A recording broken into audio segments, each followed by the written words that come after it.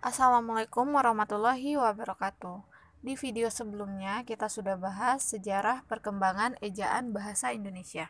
Ruang lingkup materi ejaan bahasa Indonesia itu sangat luas, mulai dari pemakaian huruf, pemakaian tanda baca, penulisan kata, penulisan unsur serapan, hingga pedoman umum pembentukan istilah. Nah, di video ini kita akan fokus ke materi pemakaian huruf, yaitu pemakaian huruf kapital, pemakaian huruf miring, huruf tebal, dan angka serta lambang bilangan.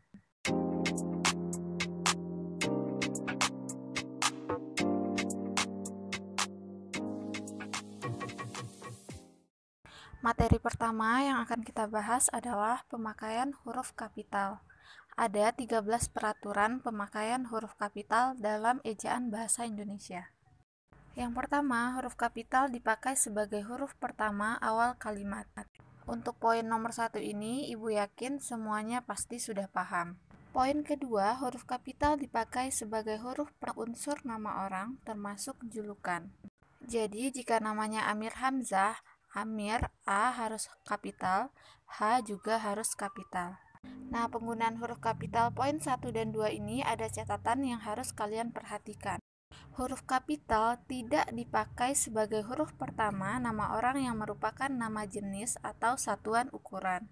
Misalnya mesin diesel. Diesel itu adalah nama penemu mesinnya. Meskipun diesel itu adalah nama orang, tapi D pada kata diesel tidak digunakan huruf kapital. Mujair itu nama orang ya, tapi tidak kita gunakan huruf kapital. Demikian juga dengan ampere dan volt. Catatan kedua yang harus kalian perhatikan adalah huruf kapital tidak dipakai untuk menuliskan huruf pertama kata yang bermakna anak dari seperti bin, binti, boru, dan fan. Misalnya Abdul Rahman bin Zaini, jadi binnya itu B tidak menggunakan huruf kapital. Van itu adalah nama Belanda, jadi jika namanya Charles Adrian van Ophuijsen, itu artinya Charles Adrian anaknya Ophuijsen. Berarti kemarin kita mengatakan ejaan van Ophuijsen itu artinya ejaan anaknya Ophuijsen. Oke, kita lanjut. Poin yang ketiga, huruf kapital dipakai pada awal kalimat dalam petikan langsung. Misalnya, adik bertanya, kapan kita pulang? Nah, kalimat dalam petikan langsung itu adalah kapan kita pulang. Jadi huruf K pada kata kapan harus menggunakan huruf kapital. Poin yang keempat, huruf kapital dipakai sebagai huruf pertama setiap kata nama agama, kitab suci, dan Tuhan, termasuk sebutan dan kata ganti untuk Tuhan. Jadi, kata-kata seperti Islam, Al-Quran, Kristen, Alkitab, Hindu, Weda, Allah, Tuhan, semuanya adalah istilah-istilah dalam bidang agama, jadi kita harus menggunakan huruf kapital di setiap awal kata. Poin yang kelima, huruf kapital dipakai sebagai huruf pertama unsur nama gelar kehormatan, keturunan, keagamaan, atau akademik yang diikuti nama orang termasuk gelar akademik yang mengikuti nama orang tersebut. Nama gelar kehormatan misalnya Sultan dan Raden Ajeng. Huruf S pada kata Sultan harus menggunakan huruf kapital. Demikian juga RA, Raden Ajeng harus menggunakan huruf kapital. Gelar akademik misalnya doktor dan magister humaniora. Semua awalan huruf pada kata tersebut harus menggunakan huruf kapital. Selanjutnya, huruf kapital dipakai sebagai huruf pertama unsur nama gelar kehormatan, keturunan, keagamaan, profesi, serta nama jabatan dan kepangkatan yang dipakai sebagai sapaan. Misalnya, selamat datang yang mulia itu adalah gelar kehormatan, jadi kata Y dan M harus menggunakan huruf kapital. Poin yang keenam, huruf kapital dipakai sebagai huruf pertama unsur nama jabatan dan pangkat yang diikuti nama orang, atau yang dipakai sebagai pengganti nama orang tertentu, nama instansi, atau nama tempat. Contohnya wakil presiden, perdana menteri, laksamana muda udara itu adalah nama jabatan dan nama pangkat. Poin yang ketujuh, huruf kapital dipakai sebagai huruf pertama nama bangsa, suku bangsa, dan bahasa. Contohnya bangsa Indonesia, I-nya harus menggunakan kapital, suku Minangkabau, M-nya harus menggunakan huruf kapital, dan bahasa Bali, B-nya harus menggunakan huruf kapital. Mengenai poin 7 ini ada catatan yang harus diperhatikan, yaitu huruf kapital tidak dipakai sebagai huruf pertama nama bangsa, suku bangsa, dan bahasa yang dipakai sebagai bentuk dasar kata turunan. Misalnya ke Inggris-Inggrisan, jadi I-nya itu tidak perlu menggunakan huruf kapital. Poin yang ke-8, huruf kapital dipakai sebagai huruf pertama nama tahun, bulan, hari, dan hari besar atau hari raya. Misalnya tahun Hijriah hanya harus menggunakan huruf kapital, bulan Agustus A-nya harus menggunakan huruf kapital, dan hari Natal N-nya harus menggunakan huruf kapital. Kemudian huruf kapital dipakai sebagai huruf pertama unsur nama peristiwa sejarah. Misalnya Konferensi Asia Afrika KAA harus menggunakan huruf kapital, Perang Dunia PD harus menggunakan huruf kapital. Di poin nomor 8 ini juga ada catatan yang harus diperhatikan. Huruf kapital tidak dipakai sebagai huruf pertama peristiwa sejarah yang tidak dipakai sebagai nama. Misalnya dalam kalimat Soekarno dan Hatta memproklamasikan kemerdekaan Indonesia. Jadi proklamasi kemerdekaan, P-nya itu tidak perlu menggunakan huruf kapital. Contoh yang kedua, perlombaan senjata membawa risiko pecahnya Perang Dunia. Perang Dunia pada kalimat ini tidak perlu menggunakan huruf kapital. Poin yang ke-9, huruf kapital dipakai sebagai huruf pertama nama geografi. Misalnya Pulau Miagas, M-nya harus menggunakan huruf kapital. Tapi dengan catatan, huruf pertama nama geografi yang bukan nama diri tidak ditulis dengan huruf kapital.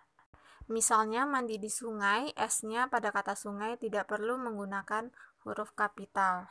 Catatan kedua, huruf pertama nama diri geografi yang dipakai sebagai nama jenis tidak ditulis dengan huruf kapital. Misalnya jeruk Bali, garam Inggris, gula Jawa, pisang Ambon tidak menggunakan huruf kapital. Poin yang ke-10, huruf kapital dipakai sebagai huruf pertama semua kata termasuk semua unsur bentuk ulang sempurna. Nama negara, lembaga, badan, organisasi, atau dokumen. Kecuali, ya ada pengecualiannya, kecuali kata tugas seperti di, ke, dari, dan, yang, dan untuk. Untuk contohnya bisa dilihat sendiri ya. Poin yang ke-11, huruf kapital dipakai sebagai huruf pertama setiap kata di dalam judul buku, karangan, artikel, dan majalah, serta nama majalah dan surat kabar. Kecuali kata tugas seperti di, ke, dari, dan, yang, dan untuk yang tidak terletak pada posisi awal. Jadi, jika kata tugas yang disebutkan tadi terletak pada posisi awal, tetap harus menggunakan huruf kapital. Misalnya pada kalimat, saya telah membaca buku dari Ave Maria ke Jalan Lain ke Roma. Judul bukunya adalah Dari Ave Maria ke Jalan Lain ke Roma. Huruf pertama setiap kata pada judul tersebut harus menggunakan huruf kapital, kecuali kata tugas ke. Poin yang ke-12, huruf kapital dipakai sebagai huruf pertama unsur singkatan nama gelar, pangkat, atau sapaan.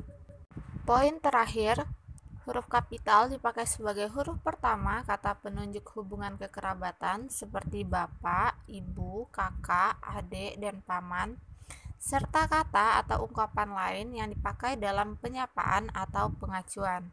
Misalnya pada kalimat, kapan bapak berangkat? Tanya Hasan. Bapak adalah kata sapaan, maka B pada kata bapak harus menggunakan huruf kapital. Pada poin terakhir ini juga ada catatan yang harus kalian perhatikan.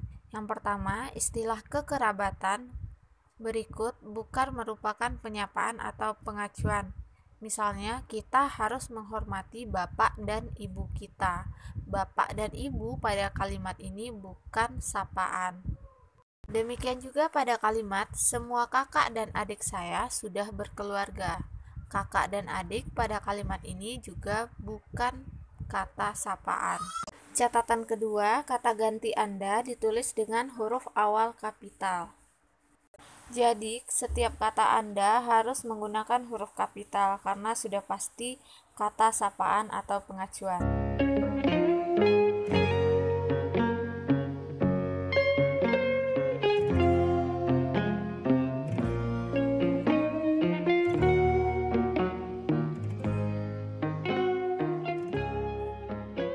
Oke, kita lanjut ke pemakaian huruf miring.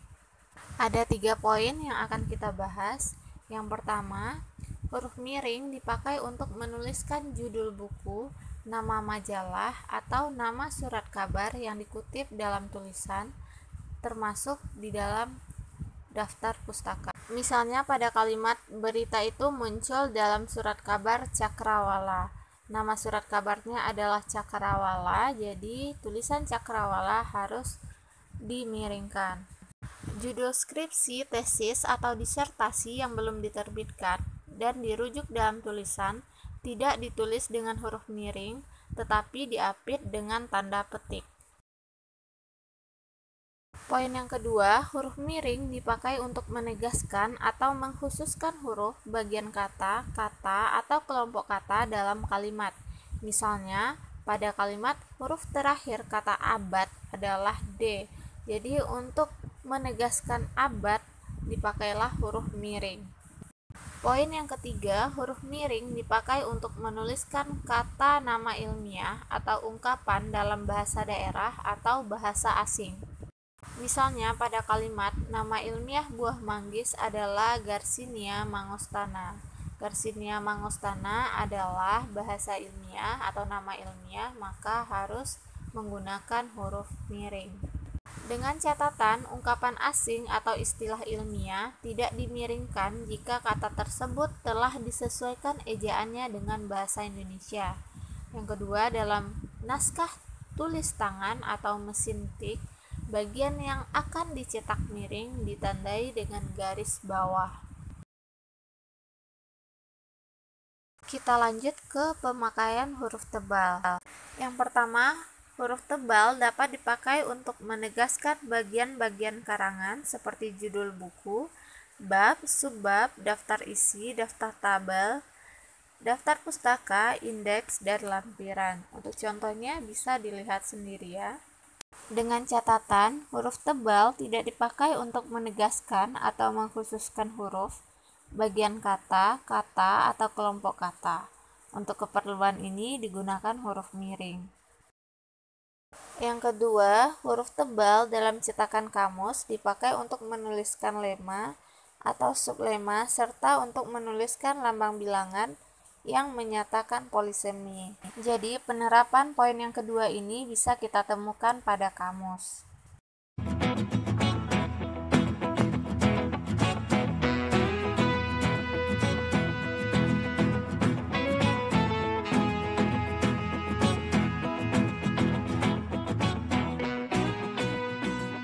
Kita lanjut ke pemakaian angka dan bilangan. Aturan pemakaian angka dan bilangan dalam ejaan bahasa Indonesia cukup banyak, oleh karena itu kalian simak baik-baik ya. Yang lazim dipakai sebagai lambang bilangan atau nomor adalah angka Arab dan angka Romawi. Yang pertama, bilangan dalam teks yang dapat dinyatakan dengan satu atau dua kata ditulis dengan huruf, kecuali jika dipakai secara berurutan seperti dalam perincian.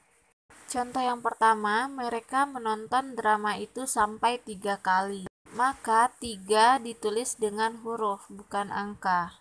Untuk contoh kedua dan ketiga menggunakan angka karena merupakan perincian. Poin yang kedua, bilangan pada awal kalimat ditulis dengan huruf. Jadi, apapun kalimatnya, jika bilangan itu berada pada awal kalimat, harus digunakan huruf. Apabila bilangan pada awal kalimat tersebut tidak dapat dinyatakan dengan satu atau dua kata, maka susunan kalimatnya dapat kita ubah. Poin kelima, angka dipakai untuk menomori alamat seperti jalan, rumah, apartemen, atau kamar. Ini cukup jelas ya. Yang keenam, angka dipakai untuk menomori bagian karangan atau ayat kitab suci. Ini juga cukup jelas. Yang ketujuh, penulisan bilangan dengan huruf dilakukan sebagai berikut. Ada bilangan utuh dan bilangan pecahan. Kalian pasti sudah sangat paham. Yang kedelapan, penulisan bilangan tingkat dapat dilakukan dengan cara berikut ini. Misalnya, abad ke-20 bisa abad XX atau angka Romawi, kemudian abad ke-20 menggunakan angka, abad ke-20 menggunakan huruf. Yang kesembilan, penulisan angka yang mendapat akhiran an dilakukan dengan cara berikut. Contohnya bisa kalian lihat. Bilangan dengan angka dan huruf sekaligus dilakukan dalam peraturan perundang-undangan, akta, dan kwitansi. Untuk contohnya juga bisa kalian lihat sendiri. Poin yang terakhir, bilangan yang digunakan sebagai unsur nama geografi ditulis dengan huruf.